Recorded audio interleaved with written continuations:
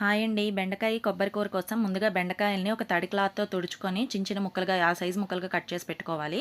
Stove on చేసి pan పెట్టుకొని ఒక 2 స్పూన్లు ఆయిల్ వేసుకొని ఇందులో ఒక 2 పచ్చిమిర్చి అదేవిధంగా పోపు దినుసులు కూడా యాడ్ చేసుకోవాలి. యాడ్ చేసుకొని ఇవి కాస్త ఫ్రై అయిన తర్వాత ముందుగా మనం కట్ చేసి పెట్టుకున్న బెండకాయ ముక్కల్ని ఇందులోకి యాడ్ చేసేసుకోవాలి. యాడ్ చేసుకొని బాగా కలుపుకోవాలి. మూత పెట్టి మగ్గించుకోవాలి. ఇవి కొంచెం కలర్ చేంజ్ అయ్యే వరకు ఈ విధంగా మూత పెట్టి మధ్యలో ఆయిల్ వేసుకుంటూ మగ్గించుకోవాలి. ఇవి కాస్త ఫ్రై అయిన తర్వాత ఇందులోకి రుచికి తగినంత ఉప్పు అదేవిధంగా కారం కూడా వేసుకొని మరొకసారి బాగా కలుపుకోవాలి. ఇలా కలుపుకొని ఇవి మగ్గుతున్న లోపల మనం ముందుగా ఒక కొబ్బరికాయ తురుము అనేది రెడీ చేసి పెట్టుకోవాలి. ఈ కొబ్బరి తురుము అనేది ఇందులోకి యాడ్ చేసేసుకోవాలి. ఒక కప్పు కొబ్బరి తురుము అనేది ఇందులోకి యాడ్ చేసుకుంటున్నాను. ఇలా యాడ్ చేసుకొని బాగా ఫ్రై చేసేసుకోవాలి.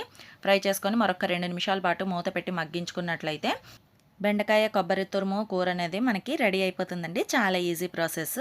ఇంతవరకు ట్రై చేయకపోతే ట్రై చేయండి. బాయ్.